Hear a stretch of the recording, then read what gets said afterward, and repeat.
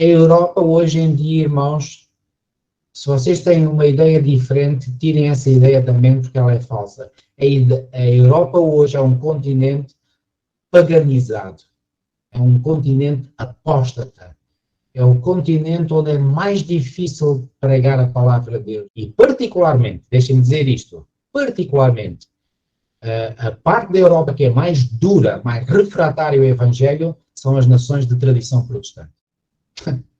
Portanto, a Europa está num estado caótico mesmo, espiritualmente falando. Muito bem. Pastor, eu queria fazer uma primeira reação antes das demais que poderão surgir. Me chamou a atenção na sua fala a questão da Europa ser uma região do mundo onde, de fato, tiveram muitos reformadores, pessoas assim, instrumentos de Deus, né? Os irmãos Wesley, próprio Martin Lutero, João Calvino, Charles Spurgeon mais recentemente, e muitos, Jonathan Edwards, muitos homens assim poderosos na palavra, e a Europa hoje se encontra numa espécie de pós-cristianismo.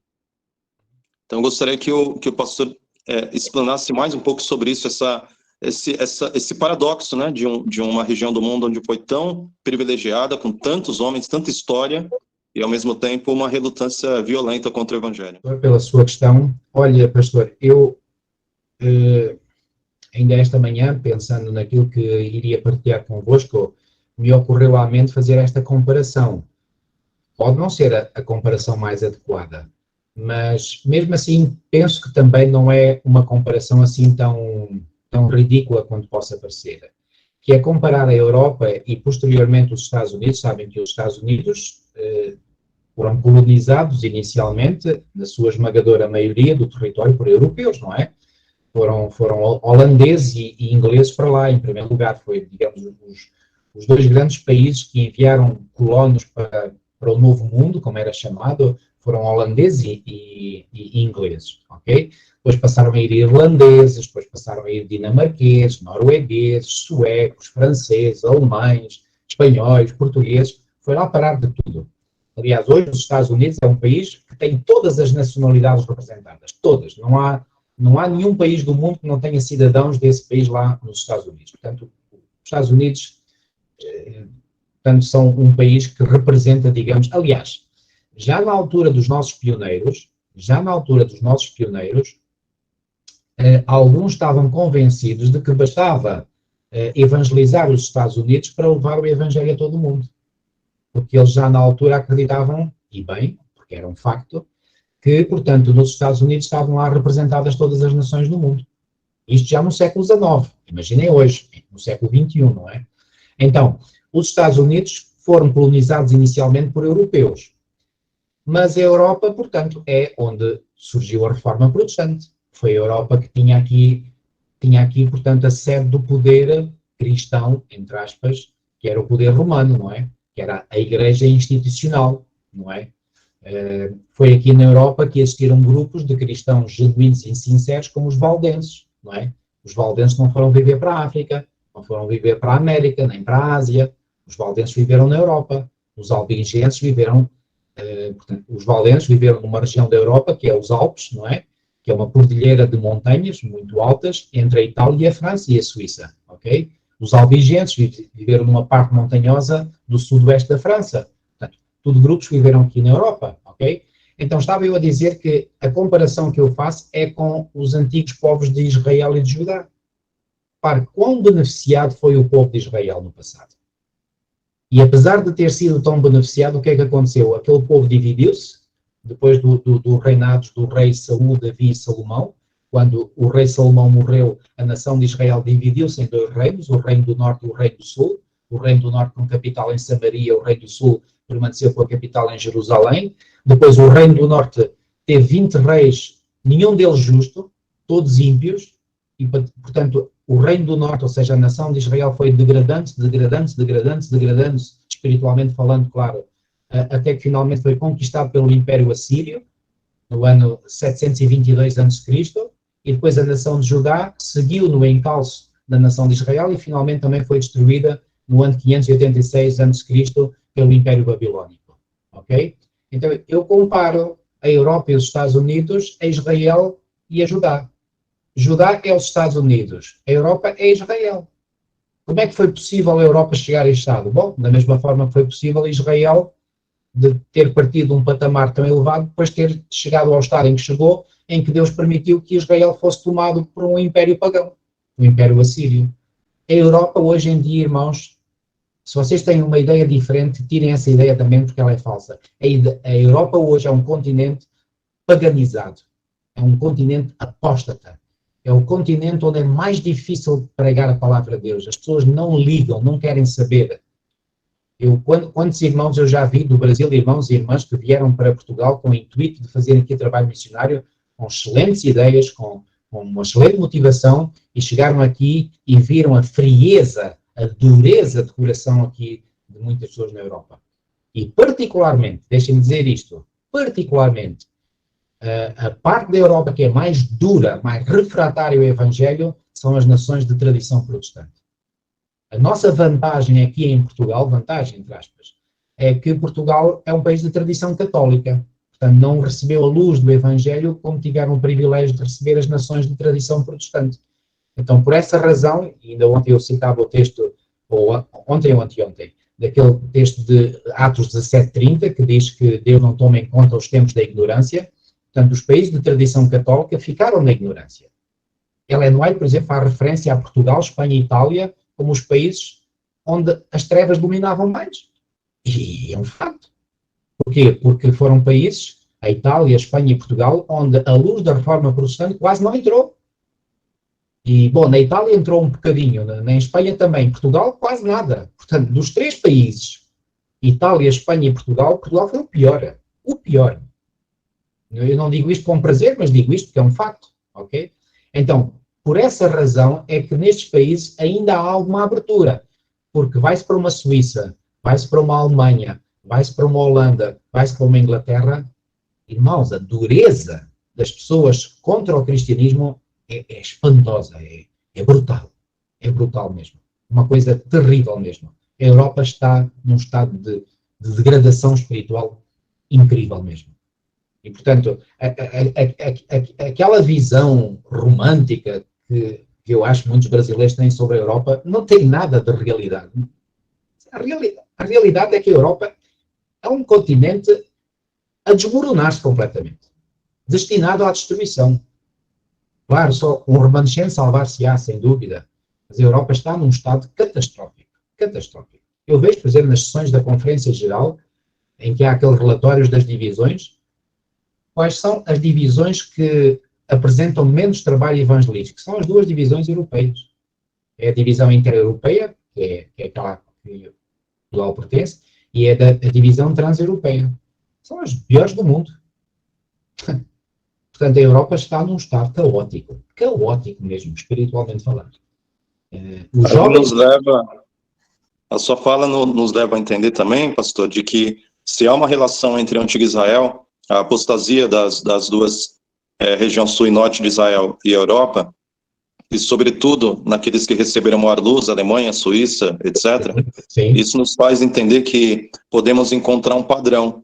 E Isso. se há um padrão, é algo que a gente precisa atentar e aplicar para a nossa vida, porque nesse padrão, quanto mais luz uma nação recebeu, maior a possibilidade dela rejeitar essa luz ou se acostumar com as bênçãos de Deus. Então é algo para a gente, talvez, como povo, considerar, porque, sem sombra de dúvida, nós temos muito mais luz do que a grande esmagadora maioria das outras denominações, por assim dizer, né? Só acrescentar mais um dado, pastor, se me permite. Eu vivi na Suíça há algum tempo e o que eu pude constatar na Suíça, reparem, a Suíça é o topo de gama da Europa. Digamos, a Suíça é o país com o melhor nível de vida em toda a Europa. Não faz parte da União Europeia, dentro dos países que compõem a União Europeia, que são 27 atualmente, já foram 28, mas a Grã-Bretanha e o Reino Unido saiu, então são 27. Dentro do conjunto desses 27 países, o país com o melhor rendimento per capita atualmente é o Luxemburgo, ok? Que é uma coisinha pequenina, quer dizer, eu acho que o Luxemburgo deve ser mais pequeno que a cidade de São Paulo, e não estou a exagerar, ok? Então, o Luxemburgo está no topo dos países que compõem a União Europeia. Mas porque não tem a Suíça, porque a Suíça não faz parte da União Europeia. Porque se tomarmos em conta a Suíça está muito acima do Luxemburgo. Então a Suíça é o topo de gama da Europa. Ok?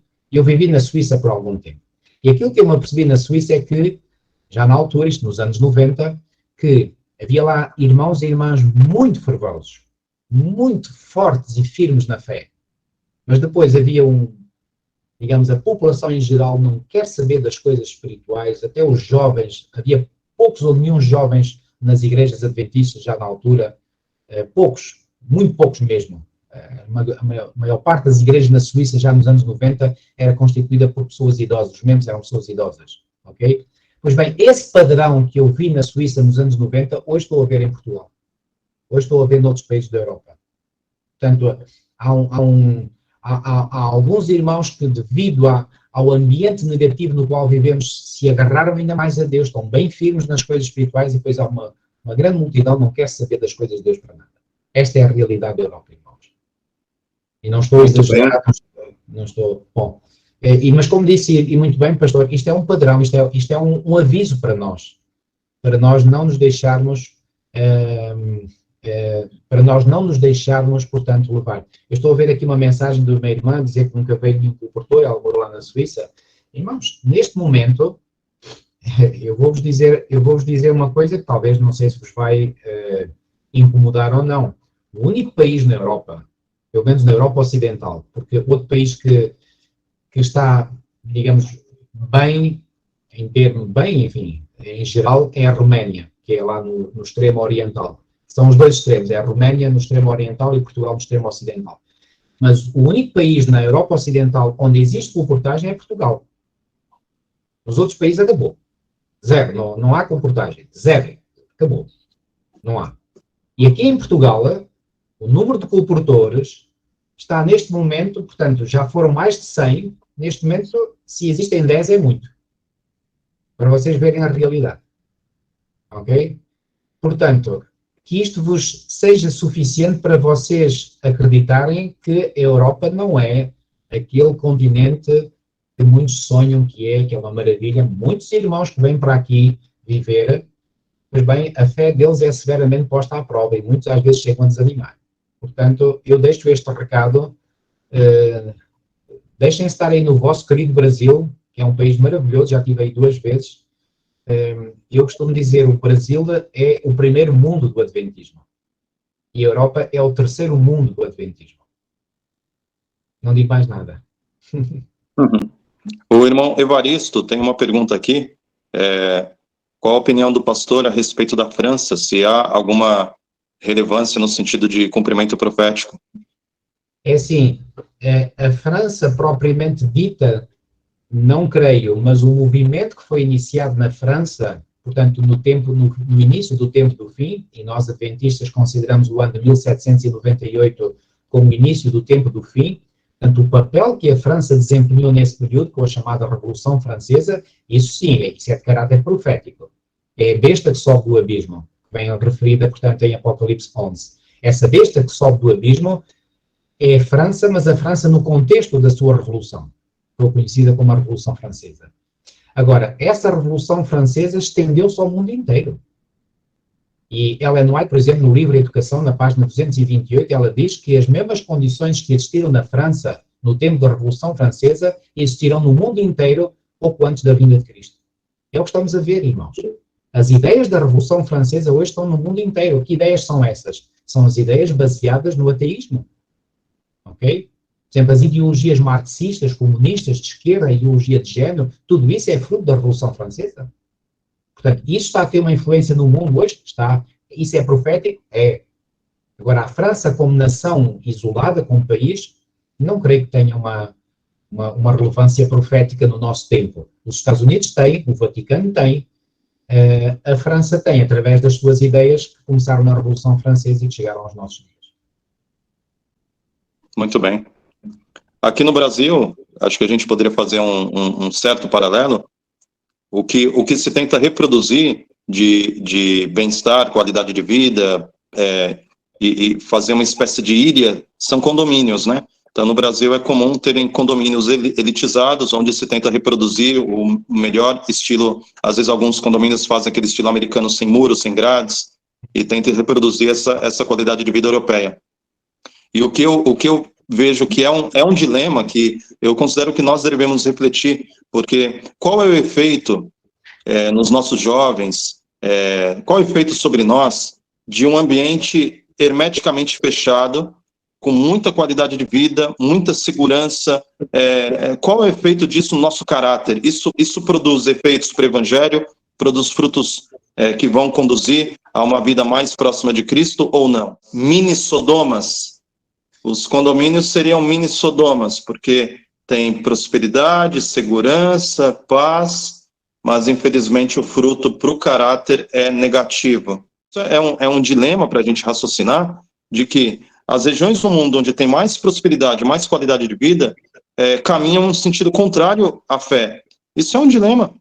É algo para a gente começar a pensar. E talvez a mensagem de vida no campo, ela surja nesse contexto de entendermos que uma urbanização absurda, ela caminha em concordância com a apostasia.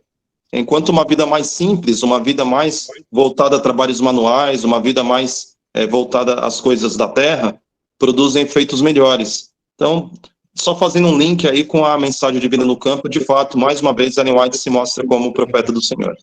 Sem dúvida, pastor, sem dúvida. Eu não podia estar mais de acordo com o que acabou de dizer. Só comentando aqui aquilo que alguém escreveu aqui no comentário, que, portanto, sobre o calor humano, é um facto, irmãos. Vocês são um povo muito privilegiado, porque dos irmãos brasileiros e mesmo não sendo irmãos, eu noto uma característica no povo brasileiro, é um povo muito caloroso.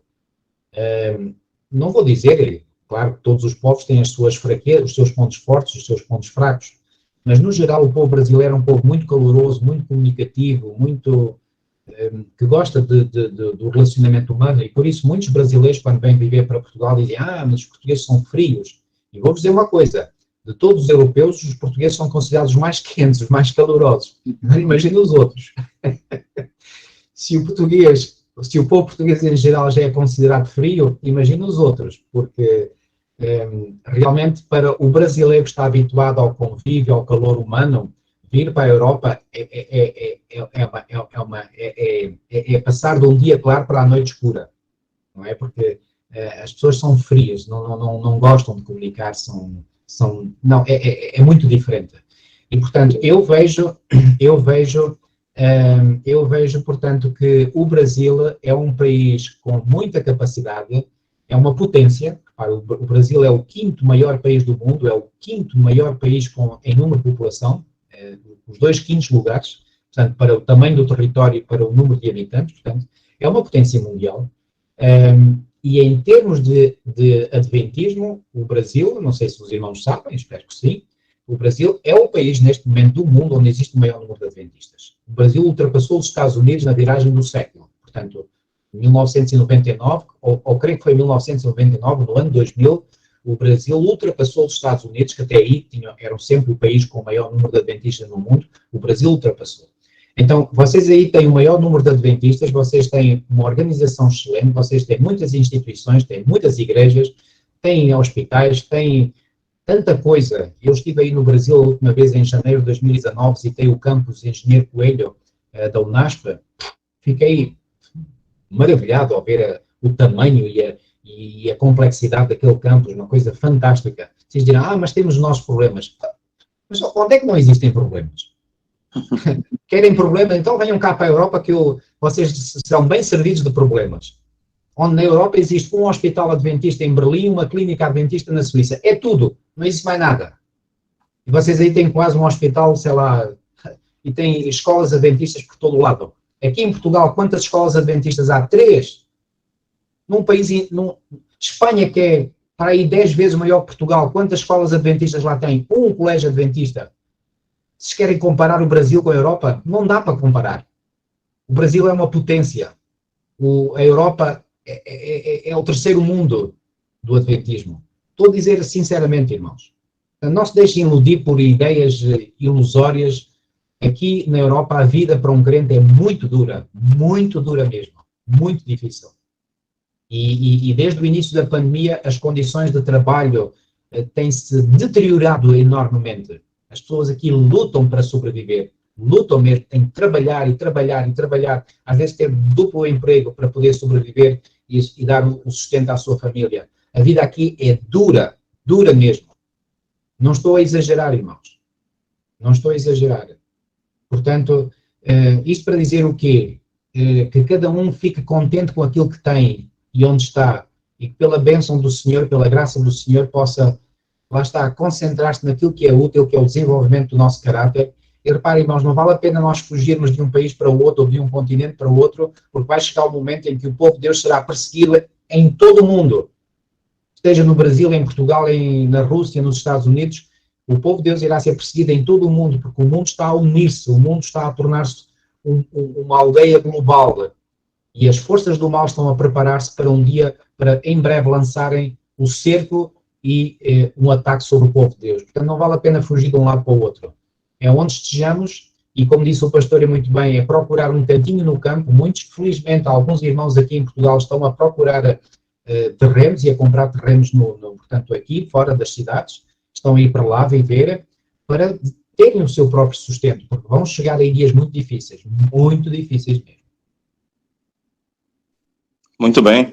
Essas reações produziram um bom conteúdo, acho que vai dar para fazer um bom recorte e apresentar essa realidade de que, de fato, Deus sempre está certo. Então, o plano que Deus desenhou para o ser humano é o melhor plano. Sem dúvida.